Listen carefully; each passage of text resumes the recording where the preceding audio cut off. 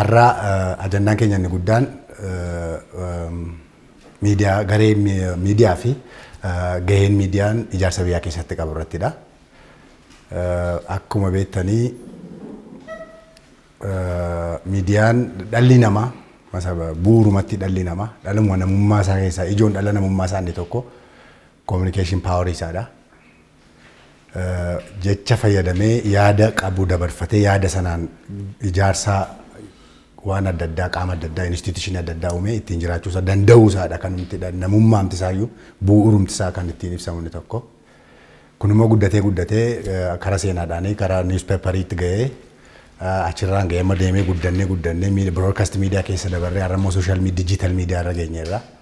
Hundumtuu kun ga'een isaanii walitti qabatee yaada qindaa'een akka namaatti institutionalized ol goone biyyas sabas qabeenya keenyas hoogganuu bakkaan ga'uu firiitti jijjiiruu haalatti danda'u gara sanarratti qindeessuudhaa fi seetingiin kun hundumaa kan dhufu jechuudha. So ijaarsa biyyaa yeroo jennu nation building it's a very big concept actually. Ijaarsi biyyaa akka physically mana akkana goone ijaarru otoo hin taane contribution qaama adda addaan walitti dhufeenya qaama adda addaadhaani sanatu walitti ijaarame biyya ta'a nation qaama jennu sana. Nation kun akka conceptually it is an imagined community as you all know. Community imagination dhaan uumamudha. Imagination kun imagination mataa namaa keessatti community kana kan uumu communication dha jechuudha. And the medium of communication is media.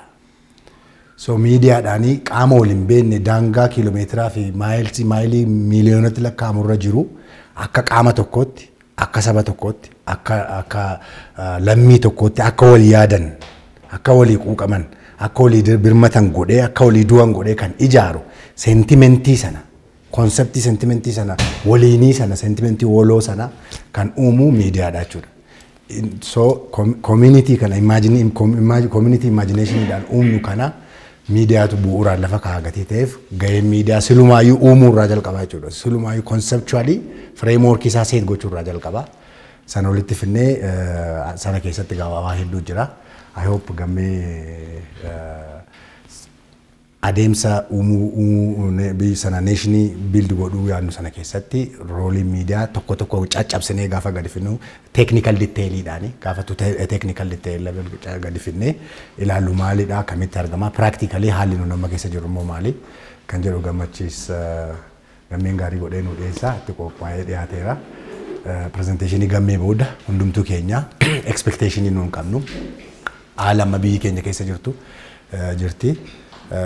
Hayyuleen yeroo baay'ee beektooti tokko haalli biyyi keenya amma keessa jirtu haala yeroo Afrikaan post koloniyaalii keessa turte jiru wal fakkaataadha jedhu. Fakkeenya bara 1993 Nkrumah Kwame Nkrumah yaada kaa'e tokko keessatti yoo ilaallu colonial African was a fragmented society. Colonial Africa colonialism booddee biyyi nuun haalli nuun African fudhatte biyya caccabde yaada adda addaadhaan gosummaa adda addaadhaan fragmented society itti kennanii deemanii jirri kuni. Fragmented society qaama koloniyaalii kanarraa fudhannee walitti qabnee immoo deebisnee gara nationii tokkotti common sense tokkotti ilaalcha gara tokkotti fiduudhaa fi media press was roolii pressii dhaan guddaa kan ture. Hayyoota keenya liidarootni post colonial Africa challenge guddaan isaanii yeroo ture fragmented society faffaca'ee itti kenname.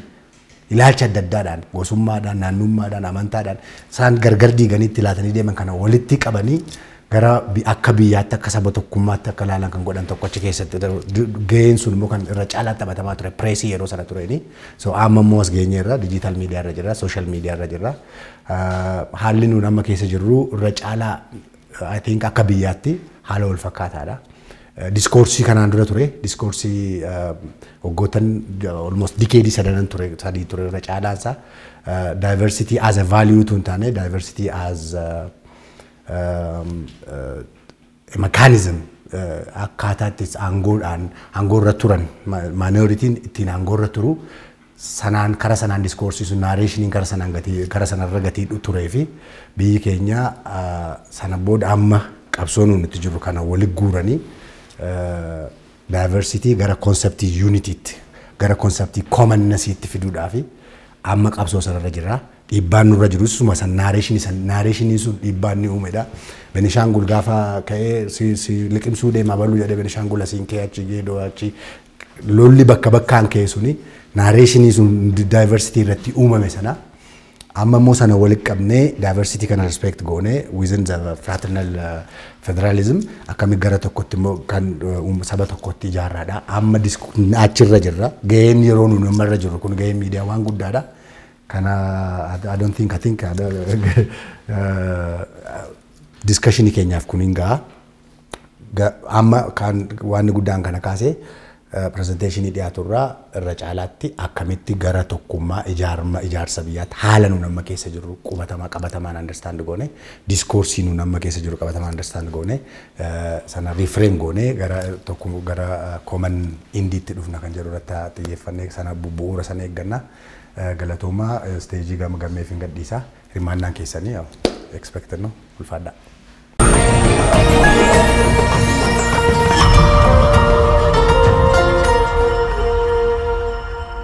Gahee miidiyaa jedhu irratti waa sadii kan irratti xiyyeeffachuu yaala. Tokkoffaa gahee dhumti miidiyaa walumaa galatti maal fakkaata kan jedhu. Lammaffaa irratti moodela gahee miidiyaa irratti tiyooristoonni adda addaa qopheessan tokko sanarratti waa tokko dhiyeessuu yaala. Sadaffaa irratti immoo akka ijaarsa biyyaa jechaa jirra waan ta'eef ijaarsa biyyaa amma itti jiru kana keessatti wantoota sadii irratti xiyyeeffannoo godheetan kana keessatti immoo gahee miidiyaa ilaaluudhaaf yaala. Wantoonni sadan kuni maali kan jedhus booda ilaallaa jechaadha waliin. Gara qabxii tokkoffaa kottiin dhufa. Gahee miidiyaa maali? Innaa waa'ee gahee miidiyaa haasofnu yeroo baay'ee kan caalaatti ifa nuu taasisu mallattoodhaan bakka buusuudha. Mallattoodhaan bakka buufnee gahee miidiyaa sirriitti akka hubannu nu taasisaadha. Kanaafuu barreessitoonni tokko mallattoodhaan bakka buusanii gahee miidiyaa kana ibsuu barbaadu yookaan yaalu. Sunis nus sanatu ilaalle gaariidha jedhee yaada. Tokkoffaa miidiyaan akka daawwiteetti nu gargaara. Taatee hawaasaa fi addunyaa keessa jiru fakkii dhugaa kan nutti agarsiisa yookaan nutti calaqqisa. Fakkii dhugaas ta'uu dhiisuu danda'a tokko fakkii soboo inverted image jedhanii afaan fiiziksii keessatti waa'ee leensiin naa baran sanus nutti agarsiisuu danda'a. Kana jechuun maali? Kofaa fi kallattii daawwitii sanaa nu murteessuu dhiisuu dandeenya. Yeroo hunda waan barbaannu daawwitii kana keessattis arguu dhiisuu dandeenya.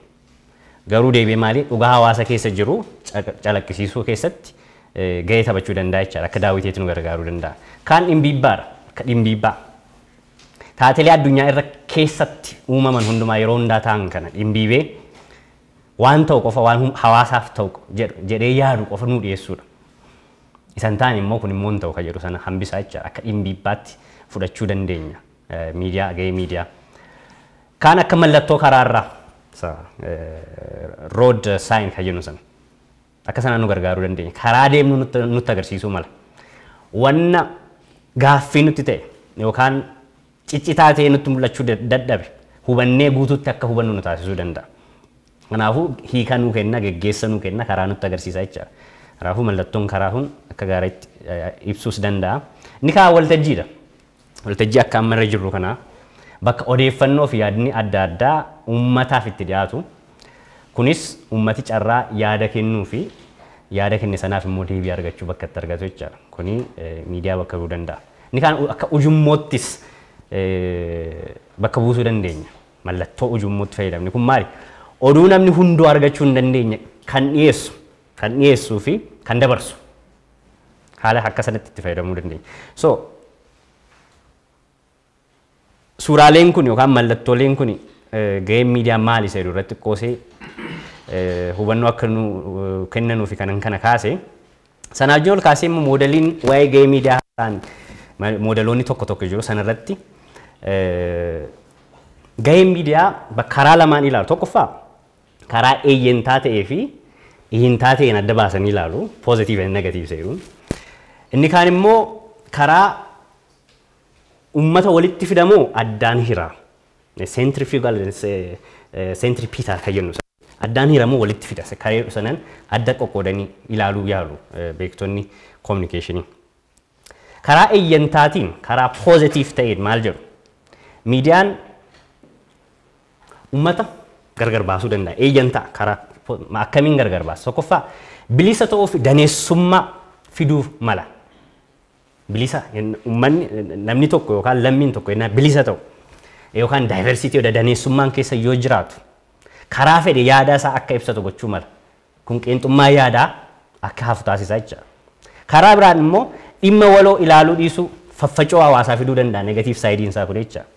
Daneessummaan immoo maal? Miidiyaan yaadaaf odeessa haaraa tamsaasuun sosochiin uummataa jijjiiramaa fi ammayyummaan akka dhufu taasisa. Yaada haaraa fiduudhaan odeeffannoo aadaa fiduudhaan uummanni akka sosocho'u gochuun jijjiiramni akka dhufu taasisuun ammayyummaan akka dhufu taasisuun maal fida? Daneessummaa diversity fida. Gaafa uummanni walitti makamu yaadni yeroo walitti makamu sosochiin ennaa jiraatu diversity uumamaa jechaadha. Daneessummaan uumama. Kanaafuu kuni akka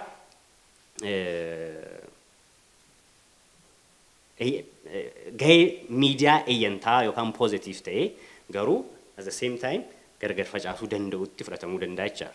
Inni kaan immoo gahee miidiyaa positive yookaan eeyyantaa ta'ee kan walitti fidu jechaadha. Walta'umsaaf waltumsa fiduu danda'a. Kun maal jechuudha?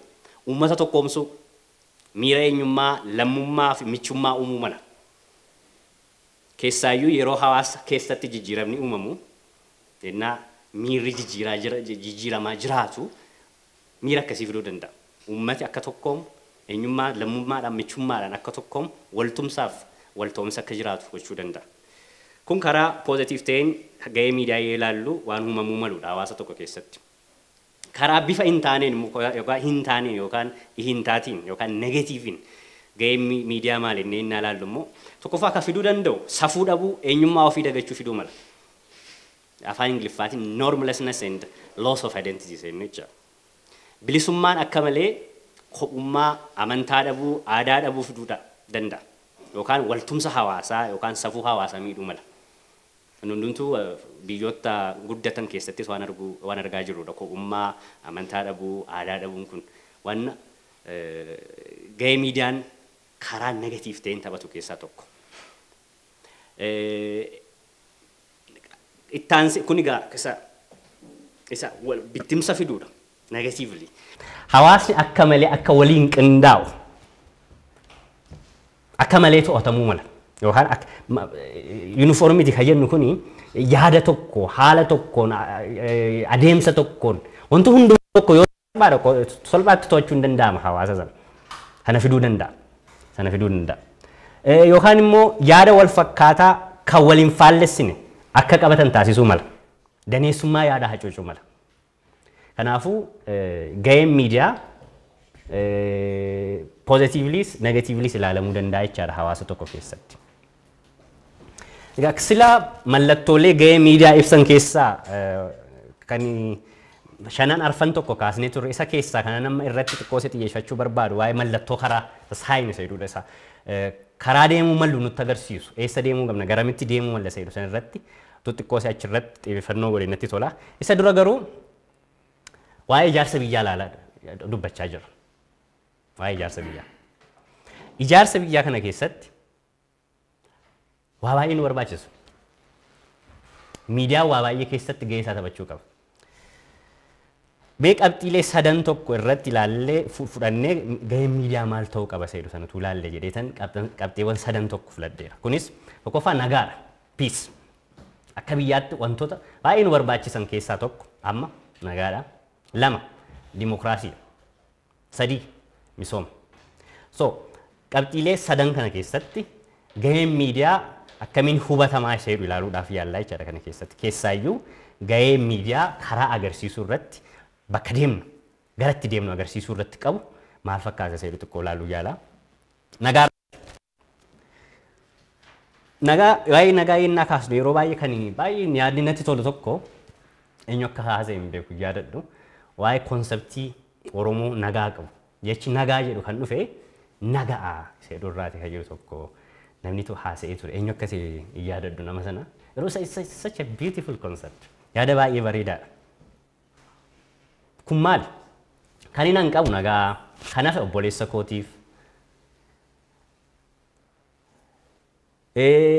Inni argadde kun gaadha. Obboleessi koo isa qabaatu waan argadde sana jedhanii yaadudha. So what is there in the center? Yaadama haqaa jira. The concept of justice kan jennu as keessa. Wanti naaf ta'u isaafis ta'uu qaba, isheefis ta'uu qaba kan jedhu sana jecha.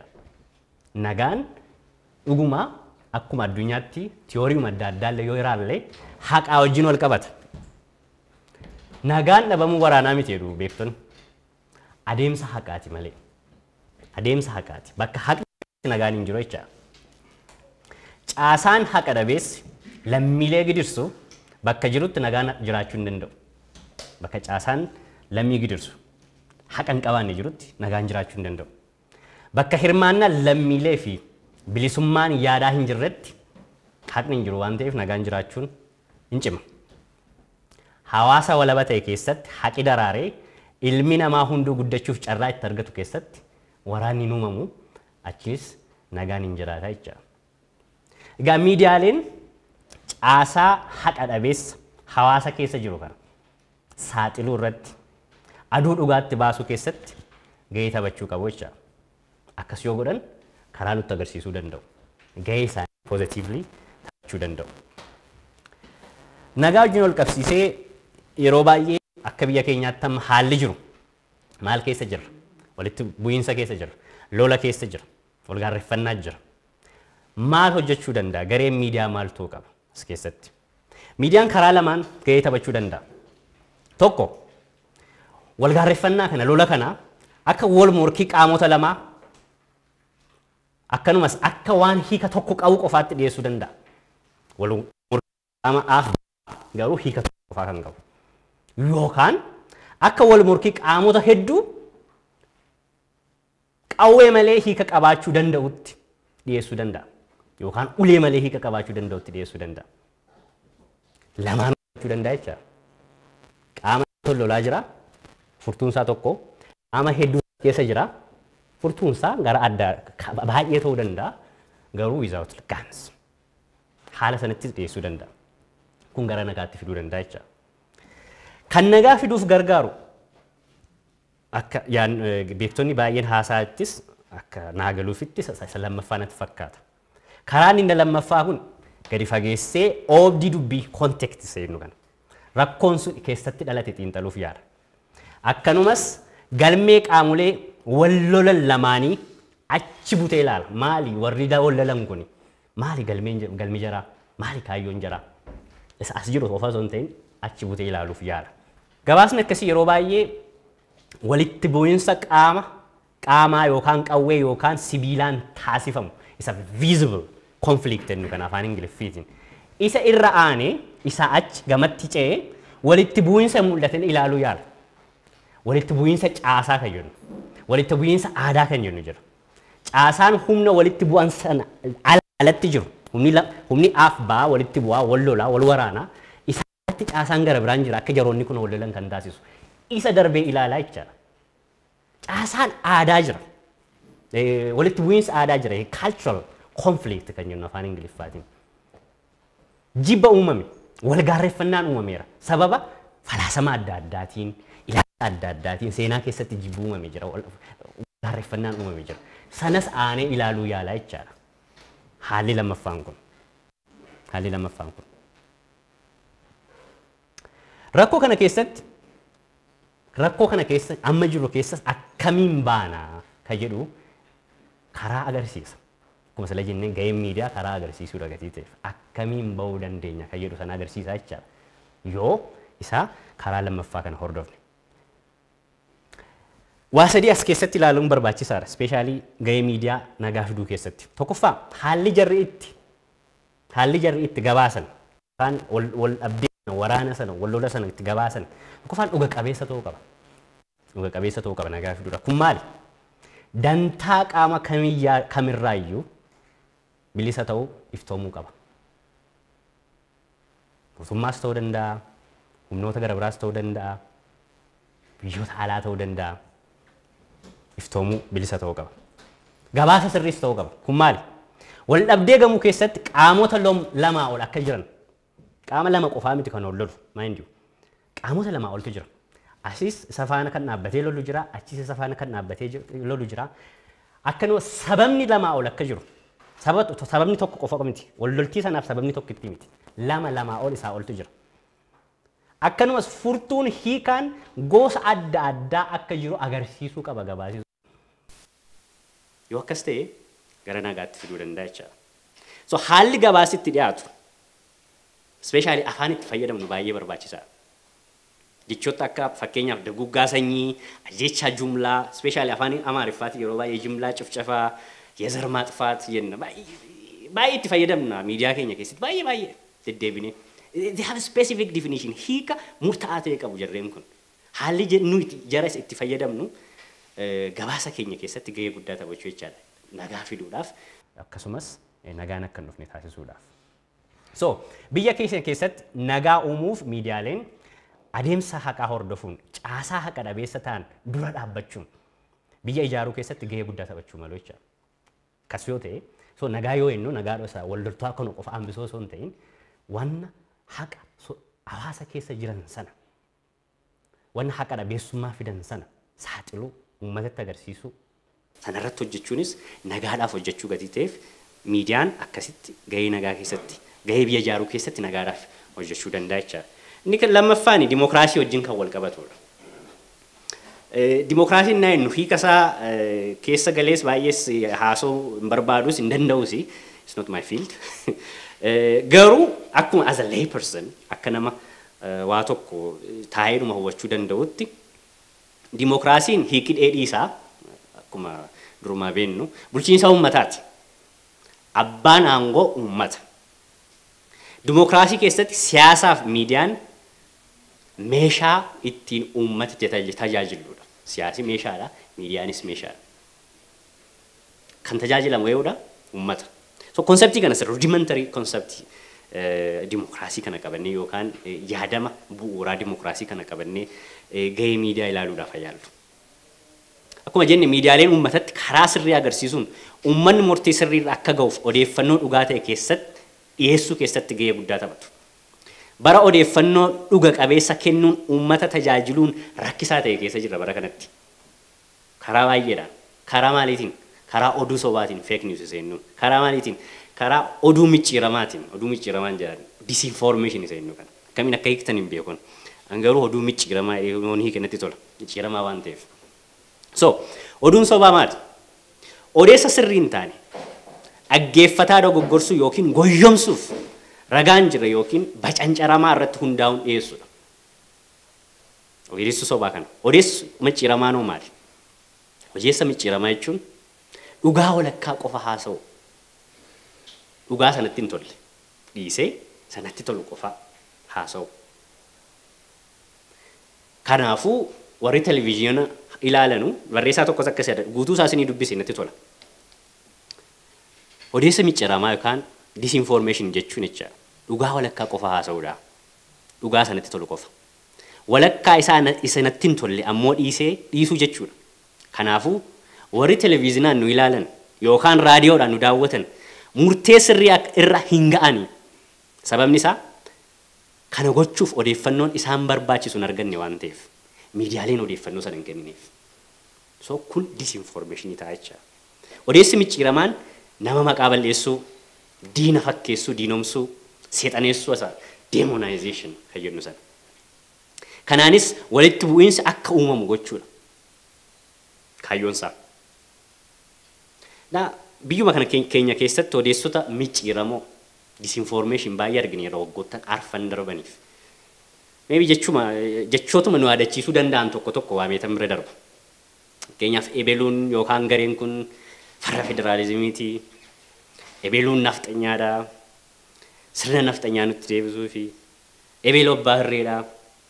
Ebeluu sabboonaa miti. Ebeluu baandaadha. Warri mootummaas akkas jedhaartu. Ebeluu farra nageenyaati. Ebeluu taranyaadha. These are disinformation. disinformation. Ummati maqaa balleessuu, diina fakkeessanii dhiyeessuu, seexaneessuu. Kanaanis walitti bu'iinsi, wal jibbiinsi, wal gaarreeffannaan akka uumamu taasisuun kuni amala disinformationiiti. Suni mirga uummanni dimokiraasii keessatti odeeffannoo argachuu maal godha? Hiquucarsa. Uummanni odeessaalee sobaa kana hubatee addaan baasee fedhii isaa waliin wal simsiisee madaalaan jiraachuu akka danda'uuf miidiyaaleen gahee jaraa taphachuu qabu jecha. Oduulee sobaa kana akka addaan baasuuf. Fedhii uummanni qabu, fedhii qabu hojii wal simsiisee akka jiraatuuf miidiyaaleen uummata gargaaruu qabu. Konseptii baay'ee natti tokko tolu jira. Dhugaa waa'ee dhugaa haasofne yeroo baay'ee miidiyaa irratti. Dhugaan maali? Maanni dhugaan? Gaaffii waggoota baay'ee deddeebi'aa turredha seenaa uummataa keessatti. Dhugaan maali? Gaafa qulqulluu keessa jiramni dhugaan maali? Wanti tokko dhugaa fi dhugaa ta'uu dhiisuus adda akkamiin baafna? Wanna dhokatee jiru tokko ifa yoo baafne dhugaa ba'e jechuu dandeenya? Yookaan wanti tokko ragaa qabatamaadha yoo ibsuu dandeenye kana dhugaadha jechuu dandeenya? Baay'ee rakkisaadha. Waa'ee dhugaa kan namichi tokko haasa'e namichi yaada baay'ee gaarii tokko barreesse tokkoon asirratti ibsuu barbaada. Very important biyya keenyaafis adeemsa hojii miidiyaalee keenyaafis baay'ee barbaachisaadha jedhee gatii yaaduuf. Dhimmi tokkodha. Yookaan wanti tokko dhugaaf dhugaa ta'uu isaa addaan baasuuf jedha. Addaan hiramuu, balaaleffachuu, galgal qooduurra yoo wal tumsuu, tokkummaa, gaarummaa jabeessa ta'e sun dhugaadha. Sun dhugaadha. Uummanni Amaaraaf uummanni Oromoo waa baay'inaan wal gaarreeffachuu yookaan namoonni uummata Amaaraa keessa jiranuuf sammiileen uummata saba Oromoof Amaara ta'an wal gaarreeffachuu danda'u karaa baay'eedha. Uummanni kun garuu baroota dheeraadhaaf, jaarraa dheeraadhaaf wal fuudhee, waliin ta'ee, tokkoomee, wal tumsee jiraachuun isaa kun dhugaadha. Kun dhugaadha. So ummata lamaan kana kan addaan qoodu, kan addaan hiru, kan shakkii keessatti uumu, it can't be true. Amma millee ragaa qabaatu jecha. Amma millee ragaa qabaatu. Miidiyaan konseptii dhugaa kana qabatee ummata walitti fiduu, walitti araarsuu, integreeshinii sana uumuu irratti gahee guddaa taphachuu danda'u jecha. Waa'ee gahee miidiyaa dimokiraasii keessatti ammas qabxiilee lamaan tokko dabaleetan darbuu barbaada. Tokkoffaa waa'ee seenessuuti. Waa'ee oduu seenessuu, seenaa himuu, isa storytelling jennu afaan Ingiliffaatiin. Ilmi namaa durumaa jalqabeeyyuu oduu durii seenessuu dhaggeeffachuu barbaada. Ijoollummaatti oduu durii akka nutti himan jaarsotaaf abbootii keenya, haadholii keenya gaafanna mana barumsaattis oduu durii walitti himuu sana jaallanna turre nuyi gaafa ijoollee turre. Beekumsi uummataaf gargaaru, biyyaaf gargaaru yeroo baay'ee bifa oduu duriitiin, bifa stooriitiin kan inni darbu. Macaafa qulqulluus yoo laalle yookaan quraana yoo laalle waa'ee namaa seenessa, waa'ee namaa hima, stoorii haasa'a kan namaa. So miidiyaaleen adeemsa biyya ijaaruu kanaa keessatti akkamiin storytelling seenessuu kana fayyadamuu danda'u biyya akka ijaaru marti. Dhugaa uummata keessa jiru bifa seenessuutiin himuun baay'ee barbaachisaadha. Seenaa walitti dhufeenya uummataa ijaaru, seenaa obbolummaa uummataa himuun miidiyaan yoo kana taasise ijaarsa biyyaa keessatti gahee guddaa taphataa jecha. Fakkeenyaaf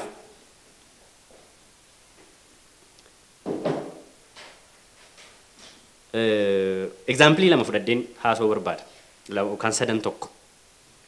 Gaafa artist Hacaaluun ajjeefame booda Shaashimanneetti waa'ee dubartii informaaliin dhaga'e dubartii olloota ishee saba biraa ta'an mana keessa galchitee dhoksitee hambistee yennaa dhageenye. Jijjigaatti bara pirezidaantii Abdii illeen ture. Waa'ee lammiilee keenya musliimaa hiriyoota jaraa, firoota jaraa kiristaanaa mana keessa dhoksanii, gola keessa dhoksanii hambisanii yennaa dhageenye. It is uplifting. Ol nu kaasa kun tokko nu godha. Namummaa keenya walittidha. Seenaan namummaa keenya walittidha. Seenaa aantummaa keenya dagaagsu. Seenaa wal mararfannaa keenya waliin jiraachuu keenya. Malee gargar ba'uu keenya nimne. Kana mul'isuu keessatti gahee miidiyaa guddaa. Gahee miidiyaa guddaa. Fakkeenyaaf jalqaba gaafa bara 2009 keessa waa tokko dhageen ture. Poolisiin tokko yennaa yaadattu yoo ta'e fittashaa kan foreign exchange qarshii doolaara kana dhaqanii barbaadanii turani. Doolaara kana yennaa dhaqee qabu poolisiin kun namichi qabame sun birrii miliyoona 2 kennaaf. Birrii miliyoona 2 sana didee namicha kana qabee seeratti dhiyeessa. This is history of heroism. Namichi kun goota.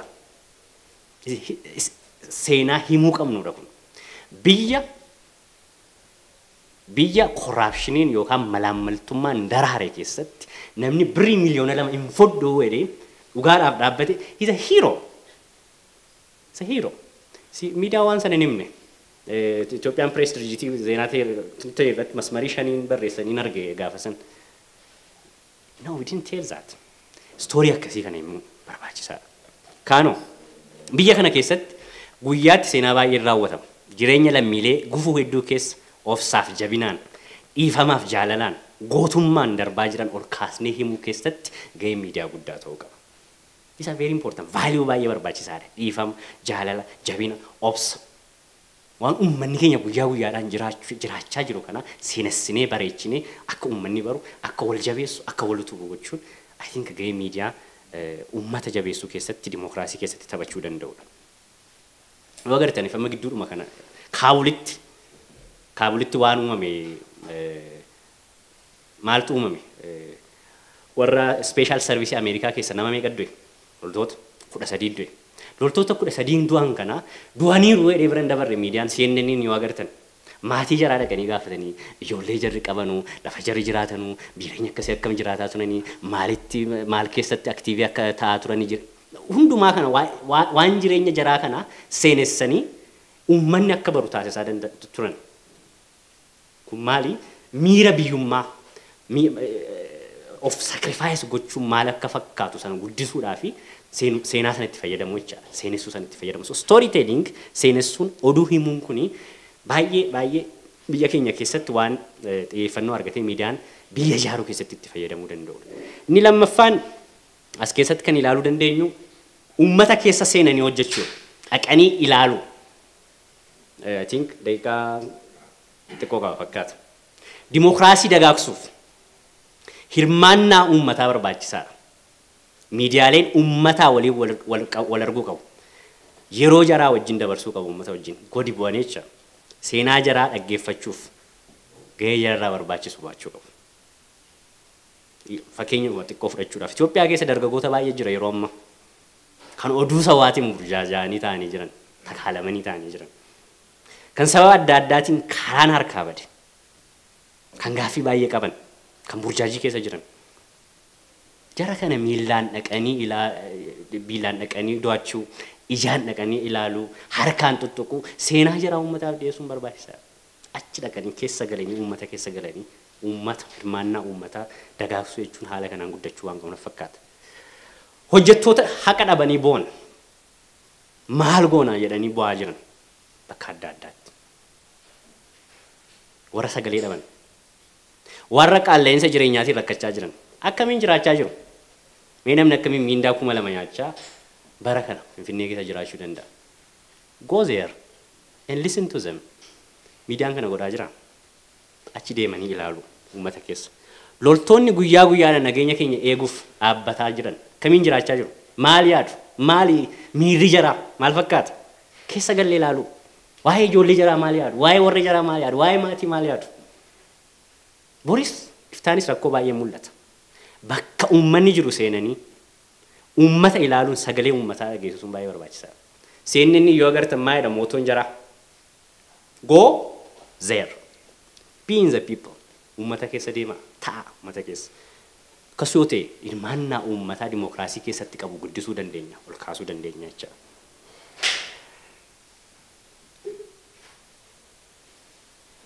Rakkoo bara kana miidiyaa keessatti sagaru kana baay'ee ispeeshaalii amma waa'ee biyya keenyaa yennaa ilaallu miidiyaaleen biyya alaa Naayiroobii ta'anii Akraa ta'anii waa'ee maalii barreessu? Waa'ee Tigraay barreessu. Waa'ee dubartoota yookaan ijoollee Tigraay barreessu.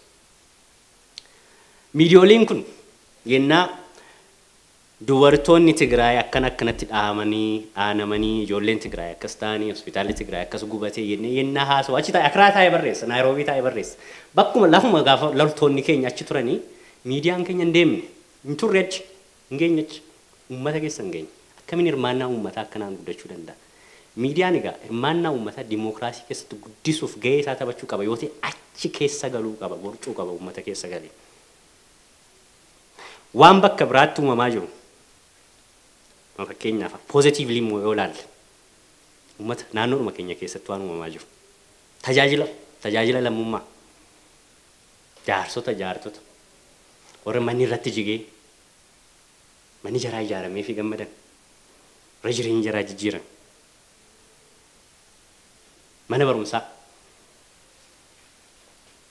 hirmaannaa lammiileetiin ijaamaa jiran positively gammachuu barattoota sanaa gammachuu maatii barattoota sanaa keessa galanii miira jaraa hubachuun maali kan jarri yaadan maaltu gammachiisa maaltu gaddisiisaanii jedhanii uummata keessa galanii sana uummatatti dhiyeessuun hirmaannaan uummataa akka guddatu dimookiraasiin akka dagaagu taasisuu keessatti gaheen miidiyaa baay'ee guddaadha.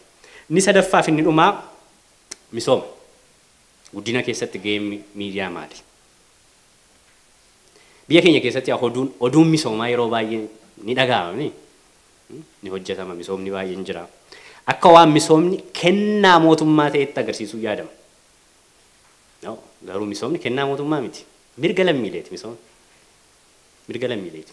So angilii sanaan agarsiisuun barbaachisaadha. Angilii mirgaatiin maaliif namni hundumtuu lammiin hundumtuu mirga qaba ulfina qaba. Ulfina qaba. Miidiyaaleen mirga misoomuu uummataa lammiilee waliin wal qibsiisaniitu waa'ee misoomaa haasa'uu qaban na fakkaata. Fakkeenyaaf ashaaraa magariisaa yeroo hundaa ashaaraa magariisaa hin namni ashaaraa magariisaa baay'ee gaarii. It's such a noble idea. Yaada baay'ee gaariidha. Garuu haalli itti dhiyeessaa jirru maali? Biqiltuu dhaabuu hin jijjiirama qilleensaa wajjin no isaa ol garuu jijjiirama qilleensaa wajjin kabaja ilma namaa wajjin wal qabata. Ulfina ilma namaa wajjin wal qabata. Qotee bulaan tokko yennaa biyyeen isaa dhiqamu yennaa midhaan facaasee nyaachuu dadhabu mirga jiraachuu isaati kan tuqamu. Ashaaraan magariisaa kun wabii mirga jiraachuu isaati kan inni agarsiisu. So mirga wajjin wal qabsiisu ulfina lammiilee wajjin wal qabsiisu yennaa kana uummatas kan walitti fiduu dandeenya yennaa ulfina koo wajjin wal qabatu kan mirga koo wajjin wal qabatudha kan inni walitti dhufee kan warra kaanii wajjinis tokko ta'ee sanaaf falmuu yookaan hojjechuu danda'u. Qabxii lammaffaa example lammaffaa waa'ee pilaastikaa pilaastika magaalaa keessa jiru ilaalame magaalatuma naannoo keenya sabbataa fudhadhaa sulultaa fudhadhaa bakka deemte hunda pilaastika jira peestaalii jira magaalli badeera fokkisaa finfinneedhuma kana ilaalaa lagasaa ilaalaa bakka deemnu hunda ilaalaa gaafa bokkaan roobu booyii keessan deemu bokkaan bayeetu karaarra deema maaliif peestaaliin guuteera pilaastikii guuteera balleesseera. Kun maali? Lammiileen mirga naannoo qulqulluu keessa jiraachuu qabu. Ijoolleen Finfinnee, ijoolleen Oromiyaa, ijoolleen biyyattii hundumtuu mirga bishaan qulqulluu biratti guddachuu qabu. Qotee bulaanis mirga nageenya biyyee maasii isaa eegamuu qaba. Haala kanaan dhiyeessaa jiru. So peestaalii innaa baay'isnu magaalaa keessatti iddoo hundaatti mirga nama kanaa dhiibaa jirra. Ulfina jaraa dhiibaa jirra. Mirga jarri qe'ee qulqulluu keessatti guddachuu dhiibaa jirra.